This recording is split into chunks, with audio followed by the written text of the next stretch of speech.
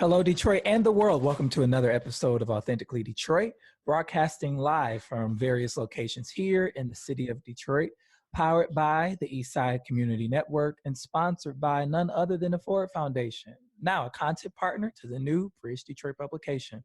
I'm Orlando Bailey. And I'm Donna Givens. Thank you for listening in and supporting our efforts to build a platform of authentic voices for real people on the east side of Detroit. We want you to like, rate, and subscribe to our podcast on whatever platform you listen to us on. We drop a new EP every single week, so turn on those notifications.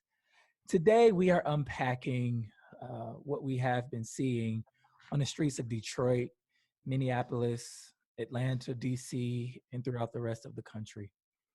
Joining us for the conversation today is Victoria Burton-Harris, attorney at McCaskey Law Firm, and is a candidate for the Wayne County Prosecutor. Victoria, welcome to Authentically Detroit. Thanks for having me back, Orlando and Donna. Our pleasure. Also joining us is Yusef Bunchy Shakur. Yusef is the co-director of the Michigan Roundtable of Diversity and Inclusion. He's the co-director of programs, and he's the field organizer for Community Movement Builders. He's also a writer and author. Yusef, welcome to Authentically Detroit. What up, though, good people?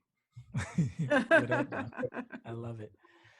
How is everybody? How's everybody doing? I know that's a loaded and layered Depends question. on the moment that you ask. You know, this has been a roller coaster of a week, starting from the initial murder of George Floyd, and we weren't over and past Ahmaud and his murder. And you know, after Ahmaud, we had another young lady, and now we have George. So, you know, we never heal from the trauma of these murders before we can be hit with another. And, you know, now we're seeing this national uprising in so many cities and in, you know, international cities, which it makes me feel, I don't want to say comfort, but something about it makes me feel like this is it. This is the reckoning that we have been waiting for. This is America answering for the violence that it was founded on and has inflicted on Black people and Black bodies since we were stolen from our land and brought here. And I am very hopeful that on the other side of this, we're going to have something that we've never had before. That's powerful.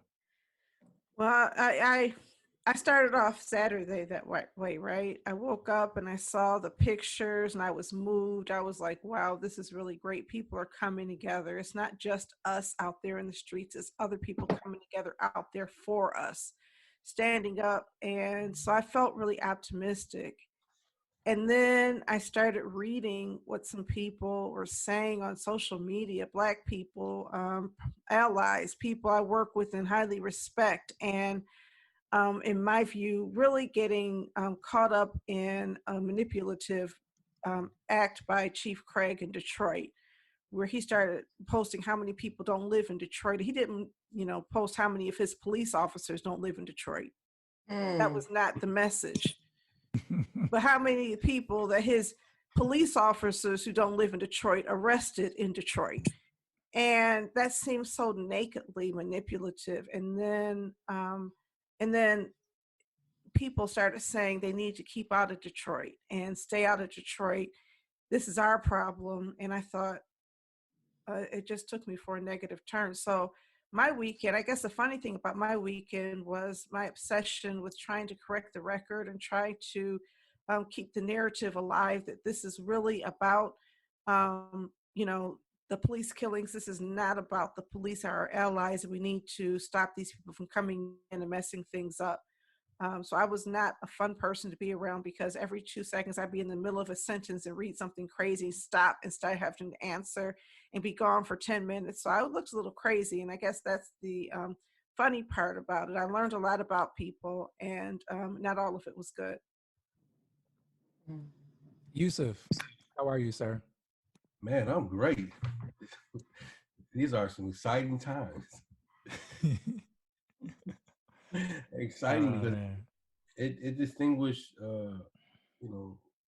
those who are really about this work and those who still have a long way to go in doing this work. Um, it's profound. I mean, again, if you're really committed to change, this is the atmosphere for change. This what created a Malcolm X. This is what created an Ella Baker. This is what created a Nat Turner, a Harriet Tubman. This is exciting. I mean, I was in Ferguson, and that was very profound. And many of us, before our time, we referenced 67 or 65 in Watts, but we're in 2020, and there's nothing new. There's no new phenomenon of killing blacks being killed by police. This is a continuum. And so part of that continuum is us struggling against that situation. And so being able to correctly, with somewhat Grace Lee Ball's husband, Jimmy Ball, talked about that we have to keep politics in command. And this is our opportunity to shape our politics and draw the line of what our politics are. Yeah. Uh, this notion of being on the precipice of something that is, that could really change the landscape of America. This idea of a reckoning. I remember I got the opportunity to see Nikole Hannah-Jones give a talk about the 1619 project that the New York Times Magazine did.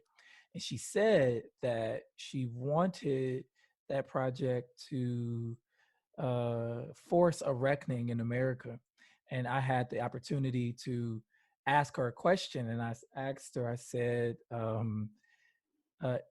you wanted this to force a reckoning. Do you feel like the reckoning is happening, or is it here? And she said, no. I wonder how. I sort of spent the weekend thinking about how she and how others will answer that question today. Is the reckoning here?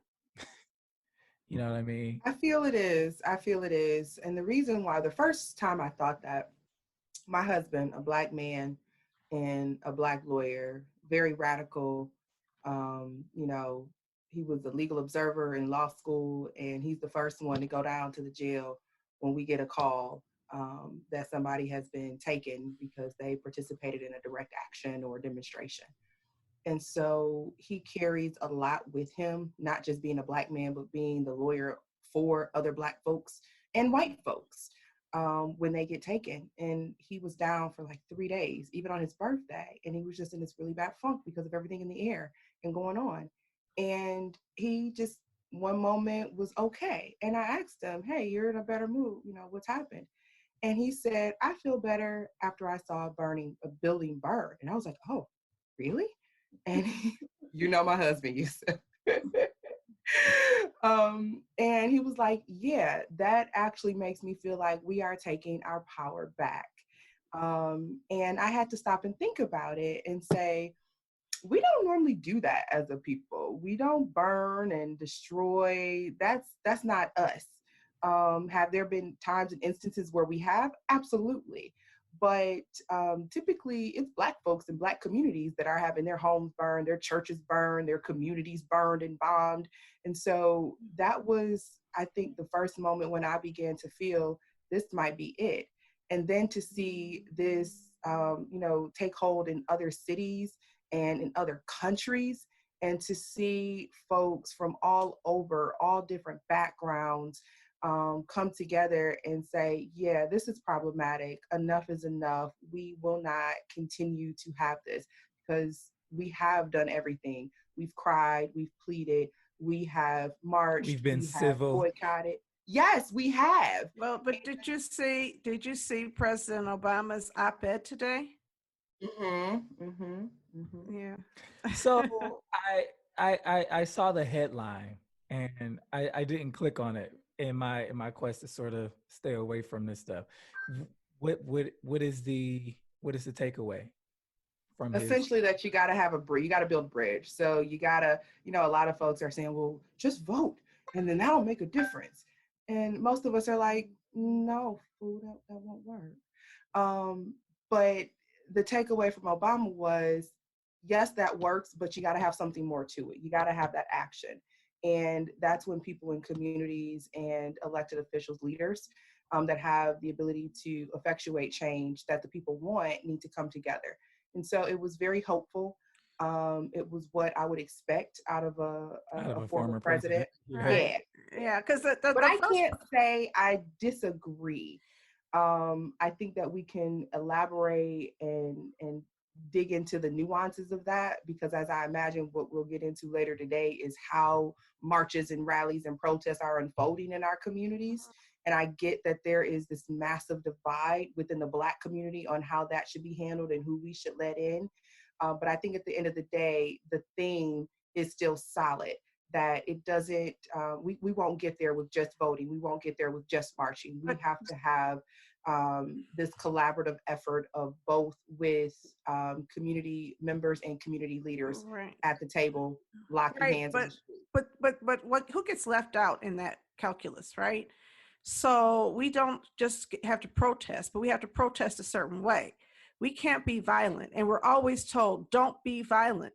Police are firing rubber bullets at people and dropping stun grenades, whatever they are, and tear gas in crowds, saying disperse, disperse, disperse. And we're telling Black people, don't be violent, as if the violence is a reflection of what we're doing. And it's something that is aberrant, and not the violence that's coming out of the police force is what's happening. And so I think that if I'm a young person, or I'm a person who feels like politics don't ever touch my home, I don't know if that message is going to work. I think that, so anyway, that was my kind of message. It's great. It's the respectable response to what's happening now is organize, protest politely, shake it up, but don't break anything, and then vote. So I got a response. Go for it. My position is, I don't know how fair it is for us to dictate to our people how we protest, how we express our frustration and our rage, because what I don't hear is folks saying, hey, police, make peaceful arrests. Hey, America, treat Black folks in a peaceful way. And so while I understand that violence at any time and point is not a good thing to celebrate, I also know our history that is, like Yusef has said, oftentimes when change happens, and I also feel that there needs to be a shift in this narrative that Black folks are constantly being controlled, constantly being put into a box, behave a certain way, and then you can get this.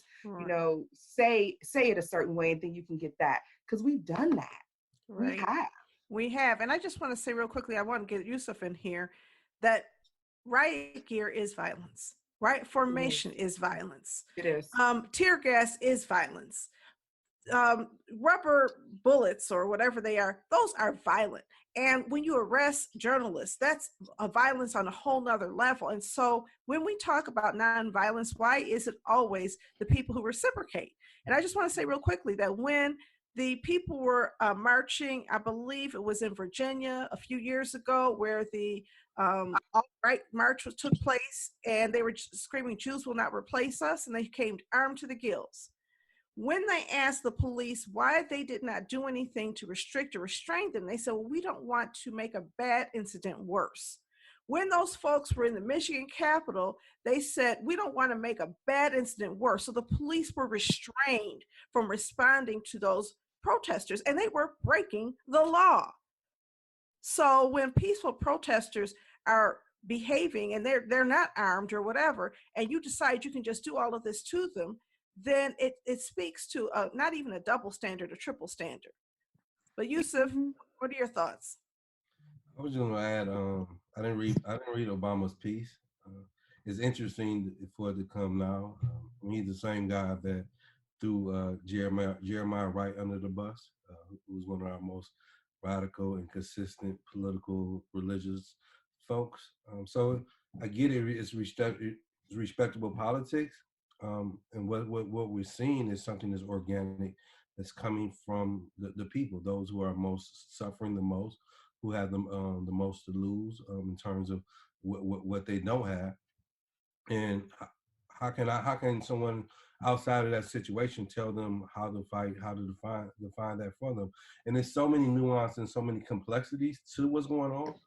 I mean, that there's being Black, and then there's the gender aspect to it, and there's the economic aspect to it. And so until we break all those things down, that there is no monolith to this, right? And then there's different ideologies. And so, and many of us, like we talk about Black liberation, but now the question is, what do we really mean by Black liberation? Yeah. Wow. Just to cement the point that Yusef is making about we not being a monolith, I think that so many of us exist along a spectrum. And one of the things that I am trying to do is not judge anybody else who is Black, but who's on a different piece of the spectrum than I am, right? Because I feel that every strategy has its place. You have the strategy of agitation, civil disobedience, and protesting and demonstration that has its place. You have those folks who can walk into the judges' quarters and the chambers of Congress and legislatures and have those conversations and name injustices. You have folks who don't really have time to protest because they're surviving and trying to thrive and take care of their families.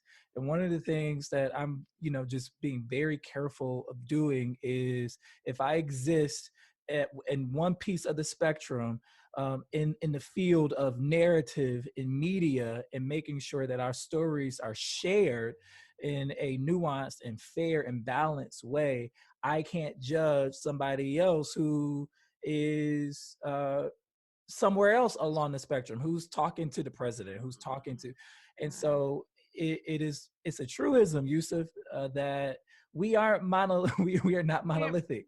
We're more nuanced than what we have been portrayed to be, and I wanted to name that. I appreciate that. When people with more power use their power to invalidate people with less power, when people who have never really been effectively helped by the political system as it's structured get told, no, don't do this, stay in your place, I think that is more than just a difference in opinion. I think what that ends up being is oppression. And it is because you have class oppression and you have race oppression and you have power oppression. When you see, and I saw it and it really did kind of disturb me, you have the right to your opinion. I don't have to disagree. If I disagree, I'm going to name it. But when you see people like the head of the NAACP hold hands with the mayor, hold hands with the police chief, hold hands with all of these people who have existed as people who are leaders in the community, and basically tell people to stay home, stop demonstrating. If you're not from Detroit, stay out of Detroit. And again, the double standard that says people who come here to hold up signs saying Black Lives Matter can't be here, but the police who oppress us can. When that's happening, then I think we have to call it out and challenge them to understand that what they are doing is oppressive, even if it's not intended. You know what I mean? Yes, I know exactly what you mean. And I thank you for that. And I want to clarify that I'm not talking, when I say that we exist along the spectrum, I'm talking about the spectrum in this fight. I am not talking about internalized oppression and white supremacy and respectability politics. Because let me just make that clear, because as someone who leads a racial justice organization like the NAACP, what should have happened, in my view, is not him getting on television and telling other folks you're doing it wrong. How you lead them from behind? Lead them out front. If you feel like we're doing it wrong, you're the NAACP. Teach us how to do it right. Well, he did write a letter, so okay. And then to add into that, to Orlando's point, like and that's a beautiful point in terms of us being, there's a nuance to us, right? And the nuance can be elaborated around gender and the fight that we have within. So like the unfortunate reality of Breonna Taylor voice or her murder is kind of at the bottom, right? In relationship to George and whatnot. And and how do we uplift that, right? And that's also reflection in the patriarchy that deals with the gender struggle of Black men and Black women. Mm-hmm. But we have to name those things, and we have to struggle through those nuances, and not to dismiss that there is a target on Black men, right? But not to say there's not a target on Black women. It's different, and being careful where we're not fighting against each other. And if we do, let's go behind closed doors and do this fight. And because it happens, there's opportunity for misunderstandings. Because we're emotional human beings. In particular, when we look at what the nuances of it, and because we're still learning, it's so much to this that we're trying to figure it out every day, as well as trying to heal ourselves. And where we all say this is exhausting. So in that process, my misogynistic or sexist mindset may come out of it, right? It may, and what we learn, in particular in social justice frame, is not the intent, it's the impact. So my intent may not meant to be sexist, but my impact was. Will you sit me down and talk to me, but not crucify me? That's it. That's the key right there. We are a people. We got to do stuff with love. And so it's okay to pull your brother or your sister to the side and say, hey, sis, you're being divisive with that behavior or that language. Let's, repurpose and refocus that. Why don't we appreciate that this person hasn't had the experience that you've had, so therefore they don't have your perspective, and they are enraged and frustrated like you, but it's just manifesting different. And that's because of their experience, which is based on, or their perspective, which is based on their experience. That's really the key right there. You cannot go around assassinating. I mean, we won't get anywhere during this critical moment where, like you said, this could be the moment, for change. And we may miss that moment if we're fighting amongst ourselves. Well, I think that it's not necessarily fighting, but I think we have to have healthy debates. Like, right, either we're going to accept the president's narrative, the police chief's narrative, that these are invalid protests that are caused by some white instigators coming into our community and exploiting Black people, or you're not going to believe that. And if you believe that, then you will contribute to the discrediting of this movement that we really want to continue. And so I think that the put downs, name calling, all of that has to end. But I think that we have to be careful to also not be afraid to challenge each other if what we're hearing is something that is antithetical to whatever goals we have in the process. Yeah, I think it's a critique on cancel culture that exists within our community, number one.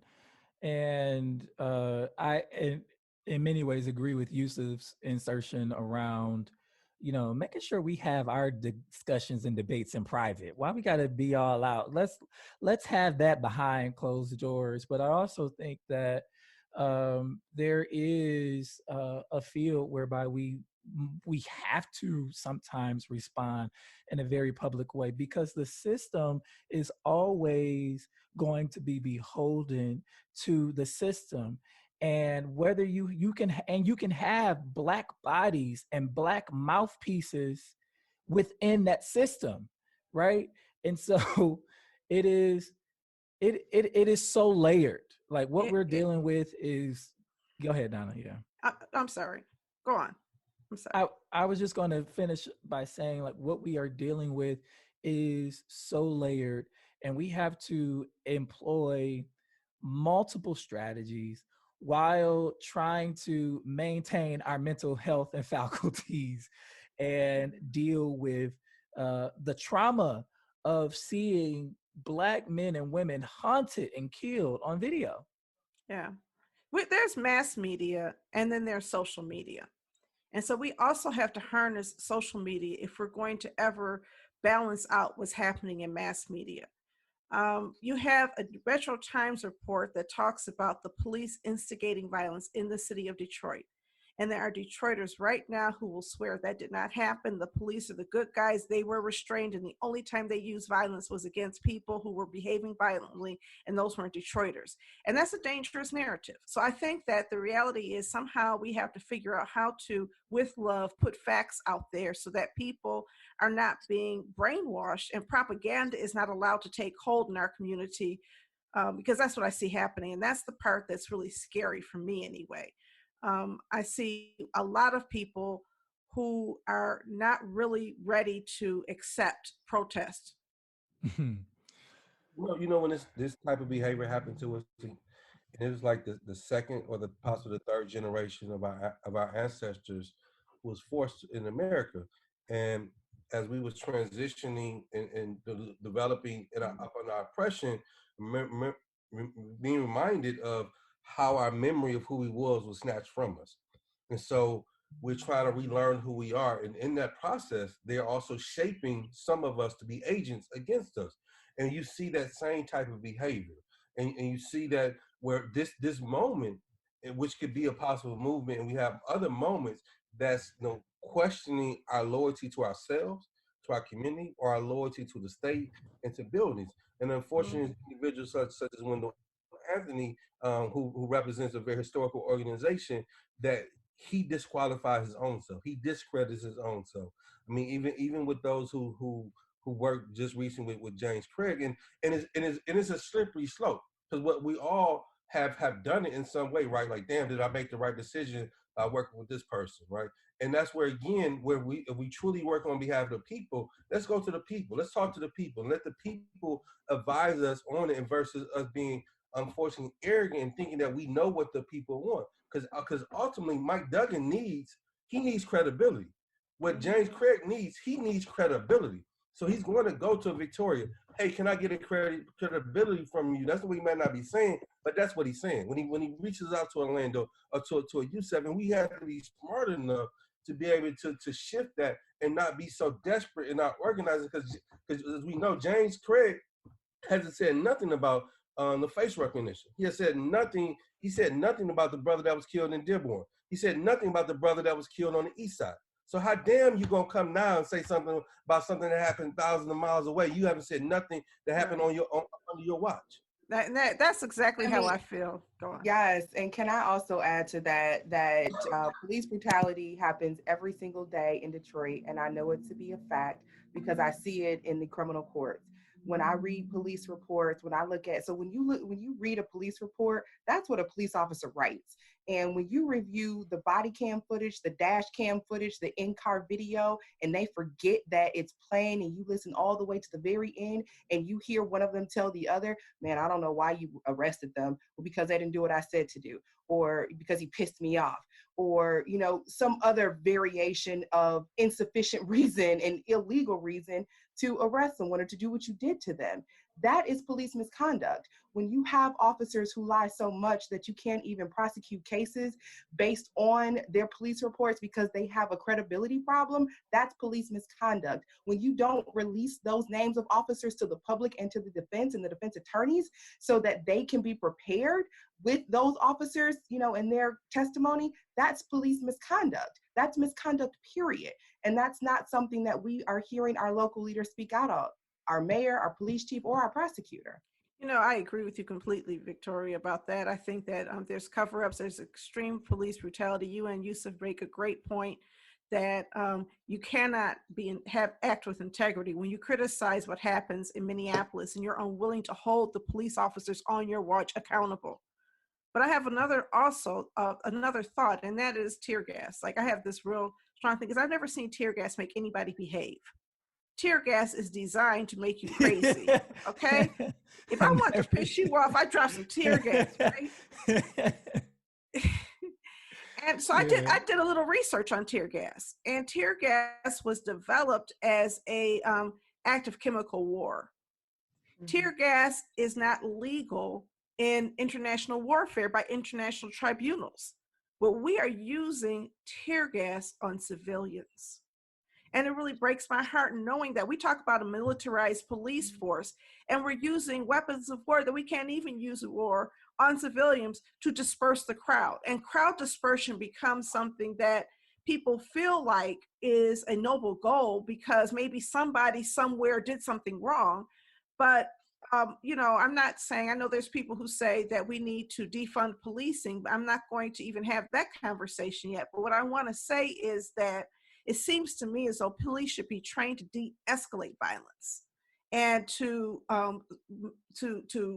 bring people down. And so when you see them doing the opposite, and some of those are white supremacists, why aren't we holding them accountable? Mhm. I mean, it's a good question. You know, I think about, I was talking to someone who was sort of misinformed around uh, the police department here in the city of Detroit and said, you know, we don't have the kind of problems that other cities have. And I thought about Ayanna Jones, and I thought about Malice Green. I thought about the investigation that's happening in the police department right now for illegal narcotics ring, running unauthorized criminal informants and things like that, and stacking charges against folks. You know, I thought about all of that, and you know, the conclusion was, oh, this is a reckoning for the Detroit Police Department as well, right? While we have many, while we have made great strides in community relations with police precincts here in the city, and I serve on the 5th Precinct Council. I'm very close to the 5th Precinct and its commander. There is still room for us to hold these systems accountable. I think You know, some folks are yeah. missing that element of room for growth. So we are oftentimes when we're given some crumbs, we're like, oh, but we got food. So let's talk about how we got food. I'm like, no, no, no. Let's talk about how we just got crumbs and we have so much more to get in order to get a full slice of bread. And we want to continue to work for that full slice of bread. We can have both. We can acknowledge and give credit where credit is due for some crumbs, but that doesn't negate the fact that they're still just crumbs and we are working to get the whole slice of bread. Mhm. I think to Donna's point of the question around tear gas, I mean, it speaks to the country of that we live up under, the government. Like they do this all the time globally, just because we don't get front row seat to it. And I was able to see it firsthand in Ferguson. It was an occupied territory. You know, they brought in the tanks. They tear gas. They had the army in. You know what I mean? Like it was like reliving through 67 in Detroit, or 65 in Watts, right? It was so natural. And we see what white people do all the time. They don't do that to them. Why? Because it's intuitively built in, like they love, they honor, they protect themselves. And it's so interesting, like many of our brothers and sisters, the folks that we have good relationships, now they're taking on the characteristics of Trump, you know, with this fake news. You know, Yes. like a riot really happened over Detroit the last couple of days. Like, it was a damn. You're creating this fake news, and then you know, and another thing, like we the same people complain to white people, like get involved, do something. Now they do something. Now y'all doing too much. Like, which one is it? Right. That's the one that blew my mind. I remember when Rihanna was at the Grammys, and she was saying to white people, lean in. And we always tell white people, this is your problem. Racism is your problem. Your people created this racism and you all have to fix it. And somebody listened and showed up, and they were invited into Detroit, right? By various activists who were saying, we're having a march, show up. Now, those of us who are either recovering from COVID-19 or afraid of it, we don't show up. I have a staff person who just found out that his partner is just tested positive today. Wow. They're waiting for their test results today. So we're scared. We're still getting sick. And as much quiet as it's kept, even though the death rates have gone, there are still too many of us in the hospital. So we're not going to show up. So my mindset was, you know what? It's your turn. I've paid my it's your turn. Go out there, get your signs. We need a break, right? We tired. We need a break. I am tired. And so when they were bragging and I saw their Black Lives Matter signs, I was like, you go, girl, you go, whatever. I was happy because somebody has to carry that baton. We've been carrying that baton for 400 years and counting. And if somebody wants to come into our city and carry it for us, and they want to get arrested for us and deal with tear gas and rubber bullets, God bless them. I don't think that we should assume negative intent because people are showing up. But also making the distinction, are there agitators? Absolutely. Is that the full narrative for everybody? Absolutely not. But also there's a critique that that all of us can participate in terms of, for something of that magnitude, it should have took better planning. And for the moment, not realizing it was going to be bigger than one organization. It was going to be bigger than one individual. And that's where we have to, not only have to check our egos at the door, we have to check our values at the door. And our values have to guide us and govern us in how we do this work. And I think also some of the folks that's complaining is mad because they wasn't in the forefront of it. That's right. That's right. I think that's some of it too, Yusef, but I think it also goes back to what you were saying earlier, is that we got to remember not everybody has that experience to know you got to come right. You got to have a plan. You got to have organization. You have to have a collaboration with other folks. It's not about one person. And people are emotional. So people just take to the streets. I think that really was some of that too. And when you talk about white folks, you know, I'm hearing more and more Black folks say, look, don't ask me what you can do. Figure it out. I don't owe you anything. I'm tired. And I think what we're seeing a little bit from some is like, okay, well, y'all said to figure it out. We just gonna try to do what we see others do. And they do it in a way that we feel brings harm. But we didn't want to explain to them, some of us, how to do it. So I think it's really just, like Orlando said, the spectrum, and people are on it in different places. And we just got to remember to be patient and kind to each other, and to not act out of frustration and judgment, because I think we're going to have a lot of this. But you know, people act like the 1960s played out according to script. Like there wasn't stuff that just popped up and stuff that just jumped out and everybody in Black community said, go ahead with all the marchers. There was always dissent. Some people couldn't stand the Panthers. Some people didn't like the Nation of Islam. Some people didn't like Martin Luther King. People were criticizing each other. And a lot of times it was chaotic.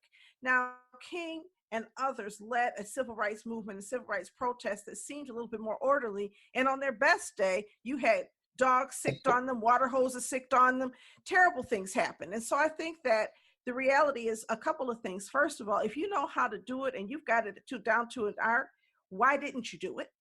Where were you? Even if you were not there to plan it, why didn't you jump in and help the people who were there? But to sit back in your armchair and say they didn't do this and they don't know that and you didn't do anything, it's just not legitimate to me. Sometimes things are organic. What happened in Ferguson was not planned. I think it was organic. Same thing in Baltimore. It was an uprising as a result of just when MLK was killed, the Martin Luther King Jr. was killed. People all over the nation had uprisings in every city. So this did not rise to the level of a riot. I think what Yusef is saying, I mean, do we have any broken buildings or burning anything in Detroit? Somebody pooped in the Nike window, I saw. Oh, that's horrible. And you know what? The other thing that Thomas Sugru pointed out is these rebellions right now, they are not mostly happening in the hood. They're happening in downtowns. They're happening in the business districts and the commercial districts. So to a certain extent, this is a whole nother party. It's a verdict on capitalism, right? Mm-hmm. And a system that folks are frustrated with and are organically disrupting. And, you know, I think, you know, as Victoria was saying around our relations with white folks, we do exist along the spectrum of our interactions with white folks. Some of us are like, nah, figure it out, read a book. And then you got people like me who's going to say, let's talk. let's have this conversation. And I'm not saying that I'll always be in this place, but wherever a Black person is on that spectrum, you got that right. You reserve that right to be wherever you are when it comes to that. Because I have, you know, gotten at least 10 to 12 messages from my white brothers and sisters, my friends, just saying, you know, what do I do? You know, and you know, how can I help? And, you know, because of my own trauma, I was sort of curt, but I ended up sort of coming around and quoting Marlo Stoudemire, who once said, I don't know where we were, but he said, you know, let me tell you white folks what we don't need, right? We don't need your guilt. We don't need your empathy and we don't need your tears. What we need you to do is roll up your sleeves and work alongside us, write a check. You know what I mean? Like he was very emphatic in how he said that. And that's just sort of where I am. If, you know, I know everybody doesn't feel like answering the question and you reserve that right, but that's my answer to that question. Donna, you had a story that you wanted to cover in Fresh Off the Press. I know that today is a little all over the place, but the world is all over the place. And so we're going to make it do. Donna, Fresh Off the Press, you said Whitmer ends Michigan stay-home order, allows bars and restaurants to reopen June 8th. This is a story from the Free Press by Paul Egan and Kristen Jordan Seamus. I'm just not sure the city is ready to reopen. I think that there's a lot of political pressure to reopen. I think there's a lot of economic pressure to reopen, but you will not be seeing me in any restaurant anytime soon. I don't know about you all, but I'm going to let other people test that one out. I think I'm with you, Donna. This weather is nice out. We opened up our deck. I can have a martini out on my deck and have friends over to sit kind of 6 feet apart. Right. But I think that there was direct political pressure from Trump. I actually, I heard my husband sharing with someone else that there is an article, and I have not read it, that spoke to Trump being in the bunker and how traditionally and historically, when presidents are taken to the bunker, they all have talked about after the fact that it just does something to them psychologically. And people were expecting for Trump to really lose it. And today we hear that Trump has told states, if you don't get this protesting under control, I will send in national reinforcement. And this was a way for governors to say, okay, folks, how about we open up some things and allow you to do something else besides either stay in the house and take to the street so that we can see if, you know, this will curb some of the protesting. So, you know, let's see if it works. Let's see if that will be a distraction for folks. And if not, I don't know what's going to happen. Well, you know, I think the challenge is that a lot of these restaurants aren't going to have workers. A lot of these places don't have staff who are ready to return to work for many reasons. Unemployment, unfortunately, is really good right now. And I mean, fortunately, it's really good right now. I'm happy about that. But I think that from a business owner standpoint, it's hard to compete. So I don't know if there are some restaurants that can't open because of that. And then, you know, we'll have to see whether or not people want to go. Whether this is just, these protests are just a reflection of boredom, or whether there's actually something to the outrage that we're seeing. Well, I'll say it's irresponsible, socially irresponsible, to make that premature decision with so much still out there in terms of with the coronavirus. And it just ties into what white people do. I mean, white people do irresponsible shit. Well, it's also, you know, it is a tenet of this capitalistic system that we exist within, where we are potentially willing to sacrifice lives in the state of Michigan, disproportionately Black lives, in a state of reopening economies and getting money flowing again. It is gross negligence on part of our national leadership, and I'm tired of him. I'm tired. Oh man, so we're back open. It's going to be interesting because, you know, the malls reopened, and what I have been hearing is those mall operators open those doors, but some of those stores in those malls was like, I don't care because y'all open the doors. We're not opening. DSW still made me pick up my shoes and the curbside pickup. Okay, they were like, nope, you're not coming in here to try them on. I hope it works. Yeah, I mean, you know, the reality is that the government cannot really control how businesses behave. Businesses are going to behave based on, you know, all business owners have workers' comp, all business owners have liability insurance, and if for some reason people get sick on your watch, is there a lawsuit in the making? There's some businesses have opened up and had to close back again. Look at all the Ford factories that opened and had to close because there were sick workers inside of them. So I think we don't control the virus. It's going to really determine itself. But I agree with Yusef. I think it's irresponsible, honestly.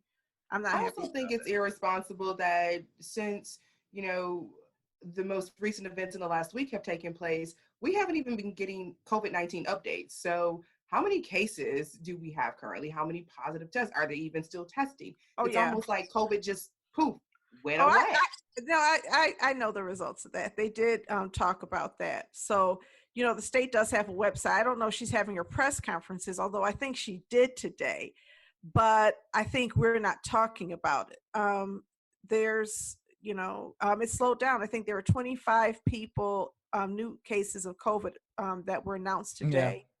We are up to 5,516 deaths and 57,532 people who have been diagnosed with infection. And then how many people have recovered? I look at this every day, 38,099. Every day at 3:00, I look at it, but they started reporting it earlier. Detroit itself has had 11,058 cases and 1,375 deaths so far. So the rates in Detroit have dropped in terms of both cases and deaths, but that's still astonishing. We have more cases and deaths than many states. The question is, have they dropped because testing has dropped off? Is testing still being provided? They actually ramped up testing and made it open without a prescription at Joe Dumars. Yeah, so as of 5/22, which that's the last date that they give testing results, the total tests, there were 23,860 tests, which is the largest number to date. And of those, 18,657 tested negative on the 22nd. On the state's website, there's a tab that talks about the entire state, what's going on with testing. And then they break the state up into regions. We are region 2S. And in region 2S, we're seeing a decline in everything as the rest of the state is starting to really take off a little bit. I would just add, we have to keep in mind that DMC still has never released their numbers in relationship to Detroit. So the DMC's numbers are also released. I found this site that talks about and I'll get you guys this. It's where the hospitals are. It's strange because DMC, the last I looked, said they had about 90 people in that were COVID-19 inside the entire health system, but then they said that they were 92% occupied, meaning they only have 8% vacancy. So that seems a little weird that you have 90 COVID cases and you're 92% occupied. Who are the other people? I think there's a little bit of questions about some of the DMC data. I think you're correct about that, Yusef, because it just didn't make sense. We were looking at that the other day trying to figure it out. I think we give it a couple of weeks or so and make sure we really sink our teeth in and re-engage in watching those numbers. Folks were out at mass in the suburbs and in Detroit all weekend long. I did observe folks wearing masks, but tear gas and coughing and running and all that, you really just don't know what could have spread. And so wow, we gotta pay attention to those numbers because there was an anticipation of a second wave, somewhere further along in the fall. I'm hoping and hopeful that second wave doesn't come earlier as a result of this reopening up of the state and some of the demonstrations that took place over the weekend. That tear gas observation never hit me, Orlando. That is really true because if you're coughing, that's the way that it spreads, and you're not going to be able to leave your mask on while coughing. So we'll see. Yeah. And so in closing, for, just as we continue to discuss what's happening all around the country, there was a bit of news that came out either yesterday or early this morning around the George Floyd case, because that's why we're here. in addition to so many other cases. I think that's getting lost too, right? Why all of this is taking place. The Minnesota Attorney General, Donna, has been asked to prosecute that case. And I hear he from the west side or something like that of the city of Detroit. I grew up with him. So yeah, he's definitely a West Side Detroiter. He, he is a fighter. When he was young, he used to be a fist fighter. I hope he doesn't take that the wrong way, but he never ran from a brawl. So he took talking about energy, Attorney General Keith Ellison. He took that energy into Minnesota, and he was a defense attorney for a number of people, including Black Panthers and others who were wrongly convicted by police. And he ended up running for the state house and won. And then he ran for Congress, and he stepped down in this past term, and now he's Attorney General in the state. And so you have somebody who has personal experience with that. And his son, Jeremiah Bay Ellison, is a councilman in Minnesota, in Minneapolis. Jeremiah, a few years ago, was protesting police violence, and he ended up getting a rifle in his face. It made international news, this picture of him. I shared it with Orlando, with the rifle right in his face with his hands up. And so on that basis, he ran for city council, and he is now very active in protests now, writing and speaking about it. So you have a family that has a long-standing commitment to justice overseeing this case. What's interesting to me is that when the Hennepin County prosecutor was over the case, the medical examiner was hinting that I think George Floyd died because of pre-existing conditions and possible substances in his blood. And the Floyd family had a private autopsy that came out and said, no, absolutely, he actually has, his heart was in good condition. It was caused by, the abuse, caused by the compression or something like that. I don't know the medical terms. Asphyxia. And then shortly, asphyxia. And then shortly after I think that, I said it right. I don't know if I said it right. The medical examiner came out and said it was homicide caused by the pressure. So you're already seeing movement where they know they can't cover this up, because the prosecutor is not going to play ball with that fake medical examiner nonsense. And so that part excites me. Yeah, I think it's a good thing. I think we've been advocating sort of in steps, advocating for arrests, and then advocating for these perpetrators to be charged. And as we have seen in so many other cases, these folks being, vindicated and set free. And so hopefully the prosecutorial prowess of Attorney General Keith Ellison and his team will lead not just to charges, but a conviction. A conviction. These folks need to be punished to the fullest extent of the law. It has been a heck of a discussion today, guys.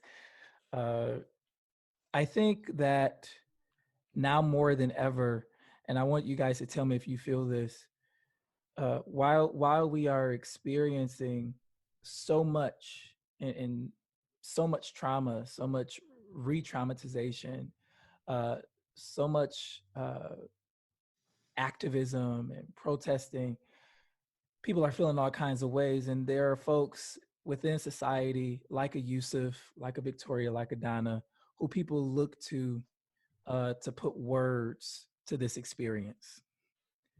And I want to say that given this conversation that we were just able to have tonight in a very exciting and a very trying and a very hard time, you all are amazing. Yes. And I'm so grateful, just personally, for the work that you do and your willingness and your prowess to be able to put words to the experiences of so many people. And can I just run a quick commercial? Victoria Burton-Harris for Wayne County Prosecutor is my choice, and I'm really excited about her candidacy, especially during a time such as this, because I believe that she will be a people's prosecutor, in the way that my friend Keith Ellison is a people's attorney general. We need a people's prosecutor who is standing for truth and justice, and not one who is standing as the last defense of the criminal justice system, because as prosecutor, you really should work for the people in Wayne County. And that means those people who are falsely accused and those people who are victims of crimes. Facts matter, and I swear you have a grasp on the facts, and you can just roll out information like nobody I've seen. So I am really excited And for your they're framing candidacy. masterful. The way she frames Yes, stuff, I'd be it's like, just Lord, yes, right. yes. Yes. It's so cool. Listen, if you have topics that you want discussed on Authentically Detroit, you can hit us up on Facebook, Twitter, and Instagram at Authentically Detroit, or email us at authenticallydetroit@gmail.com. It is time for shout outs. I want to shout out Yusef for organizing a panel last Friday to discuss the Michigan Department of Corrections. Yusef, you put together a compelling slate of folks to speak to what's happening within the NDOC, formerly incarcerated folks, Victoria, and then families of the incarcerated, for a really healthy, well-rounded discussion. And it was, the feedback that I've been getting is it uncovered a piece for so many people that we don't even think about. Society sort of just, throws away prisoners and calls it a day, but we never really revisit the humanity of the people who are in prison. And so that conversation did a lot for so many people. Thank you for organizing. A shout out to you. Appreciate it. Any other shout outs? I have a shout out for some organizations, if you don't mind, and not just for the sake of shouting them out, but because I want folks to have information to use during these times. If you are arrested protesting at any point, whether you live in the city or not, call the, as long as, I think the parameter for the bail fund is that it is in Detroit. You just don't have to live here. But if you're arrested in Detroit and you need to be bailed out, call 313-925-2626. That is the number to the bail project that is housed in the Detroit Justice Center under Amanda Alexander's direction. And then once you are bailed out, jail support will be provided to you through Michigan Liberation, which is under the leadership of Meredith and Nicholas Buckingham. And then in terms of legal representation, the National Lawyers Guild, we are coordinating with other organizations in the area to provide volunteer attorneys to make sure that you have someone with you to represent you throughout the pendency of your case if you're charged. So please reach out. Do not feel that that will prohibit you from participating if you want to in a protest. If something happens, just make the call or send an email, have your family send an email, and help will be on the way. Thank you, Victoria. Yeah.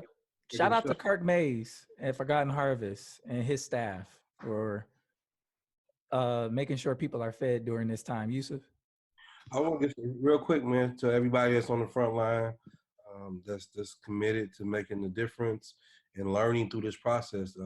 Keep holding it down, but also I'll challenge you to not only just to go out there as an individual. Here's an opportunity to join an organization, to go home and read a book, to really get into the depth of why you want to be in this moment and help transform this moment into a movement. Mm-hmm. Yeah. I too want to shout out the Justice Center, Detroit Justice Center. I gave them a contribution today because I think justice has never been more important. Forgotten Harvest, of course, but I want to thank out everybody who showed up on Saturday, on Sunday, and today, and continue to push the narrative that Black Lives Matter, because they do. I want to shout out all of the people who are bringing us correct news and telling us what's really happening on the front lines. Even those with whom I may have some disagreements, they are out there trying to keep the peace and trying to do good work. And I appreciate them as well. And I want to shout out Yusef for what I think is bring the truth teller, the source of truth. He is speaking unshakable truth on Facebook, and I think it's really refreshing to read when he just lays out the questions as he does and makes it plain what we're up against. Because as much as people have the right to differences of opinion, that is your God-given right to think as you want to think, sometimes you need somebody to bring you back into focus. This is what we're fighting for. This is what all of this means. This is what it's about. And nobody does that better than you, Yusef. So I really appreciate that. And again, shout out to Victoria for running. I think you're saying you're the first person who's run against Kim Worthy in a long time. And I really do, when we hang up and we stop talking about this, I really want to figure out how I can help you in your campaign, because I think it's important. Thank you so much. Thank you. Thank you. Thank you all so much. That does it for this episode of Authentically Detroit. We will be back next week. Until then, catch the wave.